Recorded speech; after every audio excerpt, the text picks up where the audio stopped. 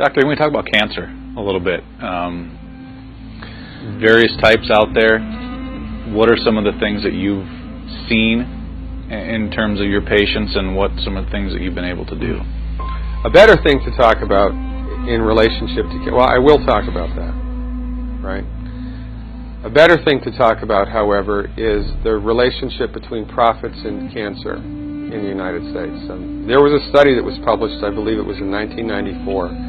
It was a 12-year program, 12-year study. They looked at adults who had developed cancer as an adult, not childhood cancer, but adult cancer, right? And this is the main types of cancer that we get here in the United States. They did a meta-analysis of these people all around the world who developed cancer as adults for 12 years and were treated with chemo. And they looked at the results. And they published the results in the Journal of Clinical Oncology. And the results, 97% of the time, chemotherapy does not work. 97% of the time it doesn't work. So why is it still used? It's one reason and one reason only: money. If you go to a medical doctor, an MD, with a sinus infection, and that doctor prescribes an antibiotic, he gets no financial kickback. Now, if he prescribes 5,000, of that antibiotic in 1 month, the drug company that makes it might send him to Cancun for a conference, right? But he gets no direct remuneration. It's not with chemotherapeutic drugs. It's different. Chemotherapeutic drugs are the only classification of drugs that the prescribing doctor gets a direct cut of.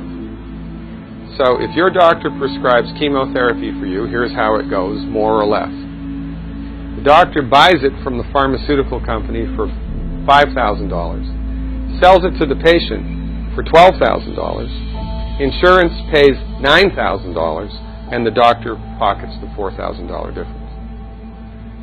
And there ought to be a law. The only reason chemotherapy is used is because doctors make money from it. Period. It doesn't work 97% of the time. If Ford Motor Company made an automobile that exploded 97% of the time, would they still be in business? No. This is the tip of the iceberg of the control that the pharmaceutical industry has on us. Most people have no idea of this at all. Now, I wrote a book.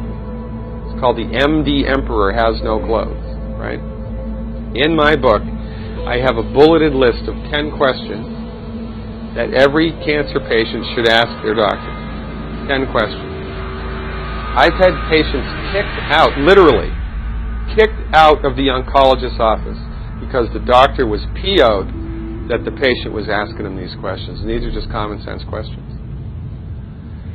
Cancer treatment in the United States, we have lost the war on cancer. We have lost the war on cancer. Why? Because cancer is not a reductionistic phenomenon. Cancer is a holistic phenomenon. And when you try to bring a reductionistic methodology like drugs and surgery to bear on a holistic phenomenon, you will completely miss the boat each and every time. You cannot do it. Medical doctors are like colorblind art critics. They can see that that's a boat. They can see the black and white outline, but they're completely blind to all of the colors and textures that make up the substance of the thing. It's no difference with cancer. The reason that people get cancer in the United States and the reason that we have completely lousy outcomes is because medical doctors are driving the research bus. When women get together and do a 5K run for breast cancer, all of that money, do you think any of that money goes to nutritional research? Do you think any of that money goes to homeopathic research or acupuncture or traditional Chinese medicine or naturopathic research? No.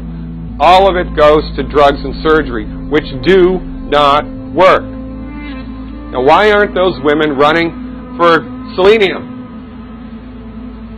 If every girl in this country took 200 micrograms of selenium, in one generation we'd eliminate breast cancer by 82%. That's a big number. Why aren't we doing that?